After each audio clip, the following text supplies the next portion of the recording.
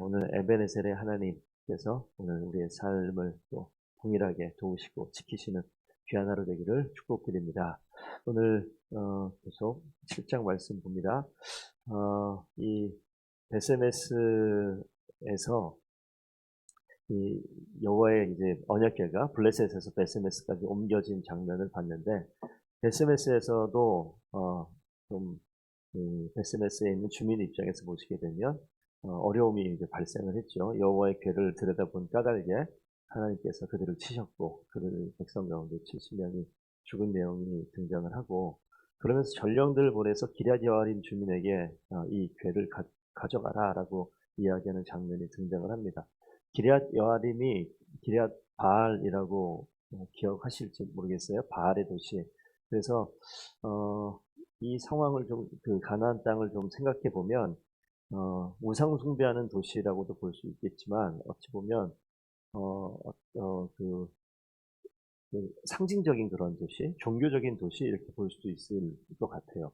그래서 이 블레셋 사람의 땅에서 왔었던 이 언약궤를 이스라엘 땅 가운데 기럇 여아림, 이 기럇 바알 이 자리에 옮기고자 했었던 것은 어찌 보면 뭐 종교적인 중심지처럼 느껴졌었던, 그렇게 여겨졌던 도시였지 않았나라는 생각이 듭니다. 그리고 거기에서 아미나답 집에 그 언약궤를 20년 동안 이제 보관하게 되어지는 날이 상황이 되어지는데, 이때부터 이제 다윗이 언약궤를 옮겨가기 전까지 계속 실로가 아니라, 실로는 이제 없어져 버렸고 아미나답이 개인 집에서 그 아들 엘르아살이 그것을 보관하고 돌보면서 있는 장면이 오늘 여기 잠깐 기록이 되어져 있습니다.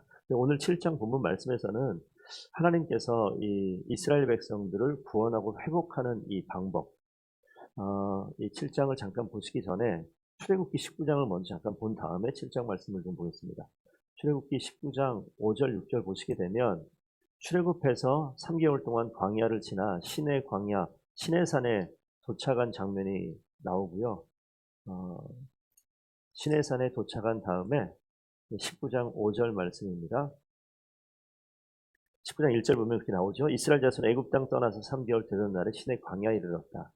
3절에 모세가 하나님 앞에 올라가는 시내산에 올라간 장면이 나오고, 하나님께서 이 모세에게 이스라엘 백성들이 이제 출애굽해서 가나안 땅 가서 그 민족이 하나님의 원하는 그 하나님 나라를, 그 땅 가운데 하나님 백성의 나라를 만들어 나가는 그 장면 속에서 주시는 명령이 있어요. 4절, 5절, 6절에 나오는데, 애굽 사람에게 어떻게 행하였는지, 독수리 날개로 어떻게 너희를 업어 인도하였는지 다 보았다는 걸 이야기하면서 5절, 세계가 다 내게 여호와께 속하였나니 너희가 내 말을 잘 듣고 내 언약을 지키면 너희는 모든 민족 중에 내 소유가 되겠고 너희가 내게 대하여 제사장 나라가 되며 거룩한 백성이 되리라.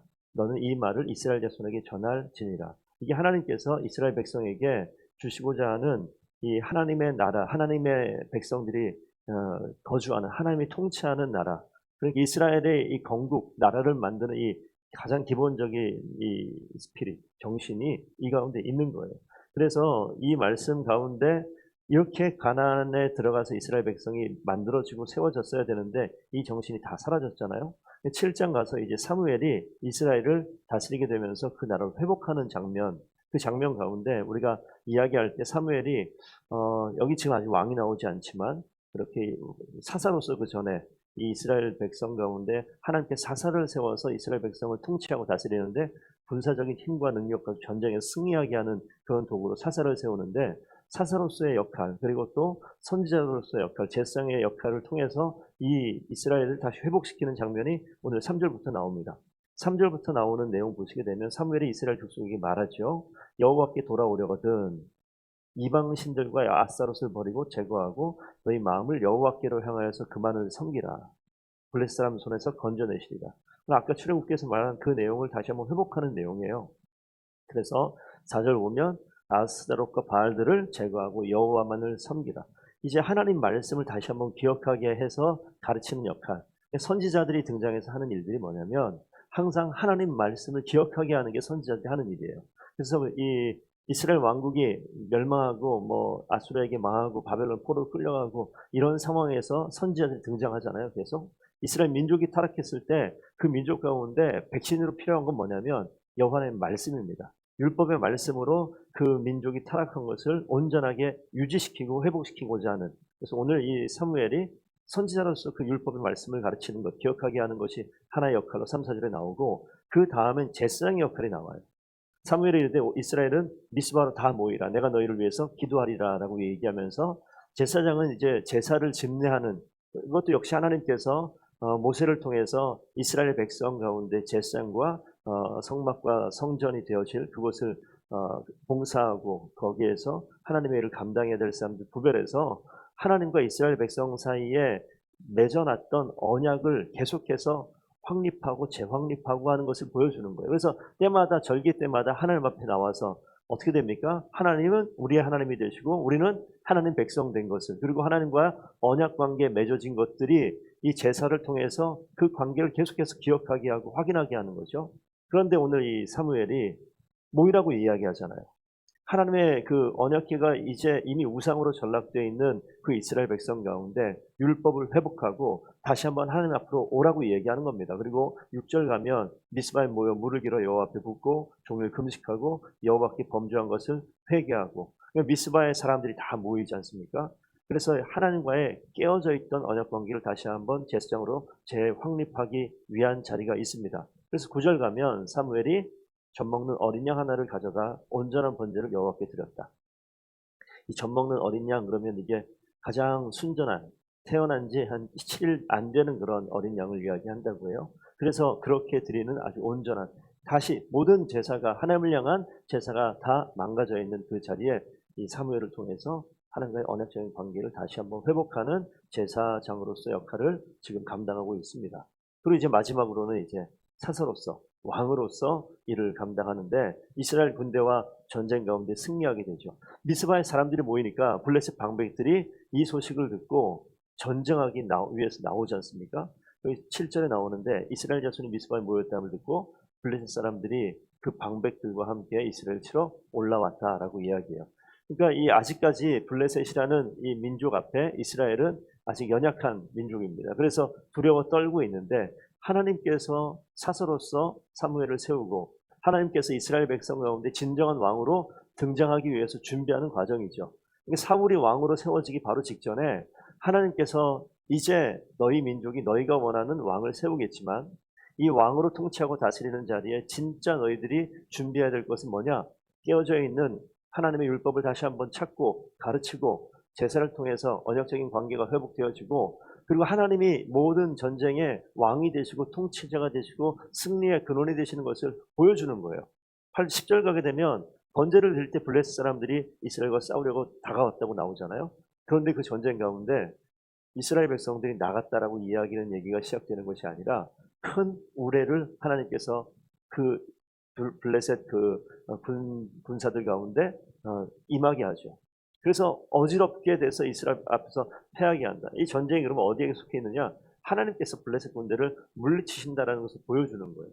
그래서 패해서 도망가고 있는 그 블레셋 민족을 쫓아가서 다 추격하고 그들 다 죽이는 그런 장면이 11절에 등장을 해서 백갈 아래까지 이르러서 그들을 쳤다라는 내용이 등장을 하죠. 그리고 나서 12절 보면 우리가 잘 알고 있는 에베네셀의 하나님께서 여기까지 우리를 도우셨습니다. 도움의 돌, 이런 뜻이라는 이 장소가 오늘 등장을 하게 됩니다. 그래서 블레셋이 이스라엘 앞에 굴복했는데 사무엘이 사는 날 동안에라는 조건이 물론 붙어 있어요. 사무엘이 지금 뭡니까? 사무엘이 상징하는 것은 사무엘의 임무를 드러내는 것이 아니라 금방 이야기했던 것처럼 사무엘이 사는 날 동안에 미스바에서 다스렸다라고 얘기하는 것은 왕으로서 하나님이 이 민족을 통치하고 다스리시는 것을 사무엘을 통해서 드러냈고, 제사장으로서 깨어져 있는 하나님과의 관계를 회복시켰다는 것을 보여주는 것이고, 선지자로서 하나님의 말씀을 그들 가운데 계속해서 하나님의 말씀을 선포하는 일들이 있었을 동안에 이렇게 보면 됩니다. 그 동안에 여호와 하나님께서 블레셋 사람들을 막으셨죠. 그래서 그 땅 가운데 평화가 임합니다. 그것이 이제 14절. 블레셋 사람들이 이스라엘에게 빼앗겼던 성읍이 회복되어지고 이스라엘 그 사방 지역의 블레셋 사람들의 손에서 다 찾고 땅을 회복하고, 그리고 난 다음에 뒤에 보면 이스라엘과 아모리 사람 사이에 평화가 있었더라. 그러니까 블레셋은 지도로 보면 약간 서쪽에 있고 아모리는 요단강 반대쪽에 있고 그러면 이게 지금 아모리와 블레셋 이게 동과 서를 이야기하는 장면인데 이 온 땅에 지금 평화가 있는 장면으로 오늘 등장을 합니다. 그러면 15절 다시 한번 똑같은 말이 또 나오죠. 사무엘이 사는 날 동안에 이게 지금 13절에 나오는데 사무엘이 사는 날 동안에 이렇게 나오는데 사무엘이 사는 날 동안에 이스라엘을 계속해서 다스린다. 사무엘이 있는 동안에 하나님께서 이스라엘을 통치하고 하나님께서 그들을 살피고 하나님께서 사무엘을 통하여서 하나님 말씀이 그 지역 그 온 땅에 있게 하는 거죠. 그래서 16절 보면 이 사무엘이 이제 순회하면서 베델과 길갈과 미스바를 다니면서 이스라엘을 다스립니다. 이렇게 네 지역이 나와요. 베델, 길갈, 미스바 그리고 사무엘의 고향인 라마. 라마와 베델, 길갈, 미스바를 지도에서 보시게 되면 이렇게 연결하면 약간 원 타원처럼 돼요. 그러니까 이렇게 돌아가는 거죠. 그래서 사무엘이 통치하는 그 도시가 이게 이스라엘 전역이라고 얘기할 수는 없습니다. 에브라임 지파에 있는 그 도시들이기 때문에 그렇긴 하지만 사무엘이 지금 각각 도시를 다니면서 베델에서 길갈에서 미스바에서 그리고 자기가 사는 도시. 근데 이 도시를 보시게 되면 미스바는 지금 함께 모여서 기도했었던 하나님께서 회복의 놀라운 역사를 이루셨던 그런 도시고 길갈은 요단강 건너가자마자 그 맨 처음 단을 쌓았던 도시고 베델은 역시 우리가 아는 것처럼 하나님의 임재가 있는 그 도시들을 보게 되면 다 하나님께서 이 사무엘을 통해서 다스리시는 것처럼 보이지만 그 도시가 상징하는 의미를 보게 되면 다 하나님을 기억할 만한 그런 사건들이 있었던 도시예요. 다시 이야기하면 하나님께서 임재하시고 하나님께서 다스리시고 하나님께서 함께 하시는 것을 계속해서 기억하게 하는 게 성경의 내용입니다. 보시면 성경을 우리가 한 장씩 보지만 계속해서 보다 보면 똑같은 주제의 내용들이 다른 시대와 다른 도시와 다른 민족으로 등장하지만 하나님께서는 같은 내용을 끝까지 계속해서 반복하고 계세요. 얘기하고 말씀하고 보여주고 사건을 일으키고 또 일으키고 계속 반복해서 우리로 하여금 계속해서 반복 교육을 통해 하나님이 어떤 분이신가를 계속 말씀하고 있죠. 근데 이 말씀을 우리가 그렇게 말씀하고 있는데 우리는 이 말씀을 잘 안 믿고 안 보고 기억 안 하고 잊고 있는 게 지금 우리들의 모습이 아닌가라는 생각을 하게 되죠. 하나님께서는 금방 출애굽기를 읽고 지금 사무엘상을 봤는데 동일합니다. 하나님께서는 그 이스라엘 민족이 애굽에서 출애굽할 때도 이 나라가 세워질 나라가 어떤 나라가 되어야 되는지 말씀하셨어요. 이 나라가 온전하지 못할 때 다시 한번 회복하면서 이 나라는 내가 왕이고 선지자고 제사장으로 다스리는 그런 나라가 또 돼야 된다는 것은 동일한 말씀을 약간 다른 사람을 통해서 다른 방법 같지만 또 동일한 말씀을 또 하시고 계세요. 이 말씀 그럼 여기서 끝날까요? 아니죠. 또 이제 이스라엘 왕국이 되어져도 이 말씀의 메시지는 동일하게 반복이 되어집니다. 오늘 사무엘을 통해서 하나님께서 보여주신 것, 하나님께서 온전하게 회복하신다, 평화를 허락하신다, 하나님께서 여기까지 우리를 도우셨다라는 것이 사무엘의 입술을 통해서 이스라엘 백성들이 고백한 고백입니다. 이 고백은 매일매일 우리의 고백이 되어야 될 줄로 믿습니다. 하나님께서 여기까지 우리를 도우셨다면 하나님께서 다음에 우리가 어디를 가더라도 거기까지 또 하나님께서 도우실 줄로 믿습니다. 한 가지 조건이 있었죠. 사무엘이 사는 날 동안에. 사무엘이 누구예요? 하나님과 아주 친밀하게 하나님의 사람으로 이 땅을 살았어요.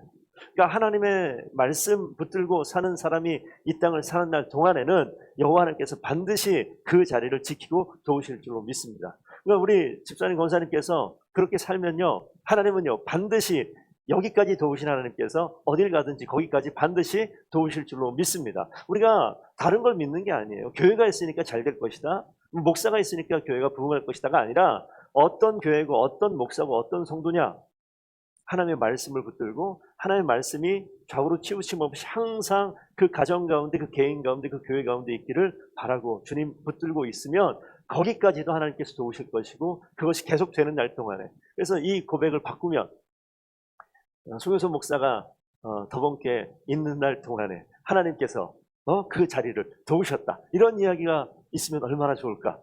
당연히 그렇게 되는 거죠. 이건 확장하면요, 누구에게나 그 목사가 잘한 것이 아니라 하나님 말씀이 그와 함께 있었기 때문에, 하나님 말씀이 모세와 함께 있었기 때문에, 하나님 말씀이 사무엘과 함께 있었기 때문에, 하나님 말씀이 집사님 권사님과 함께 있었기 때문에 하나님께서 거기까지 도우시는 줄로 믿습니다. 우리가 그 약속의 말씀을 또 의지하여서 기쁨으로 하루 승리하시는 귀한 날 되기를 축복드립니다. 기도하겠습니다.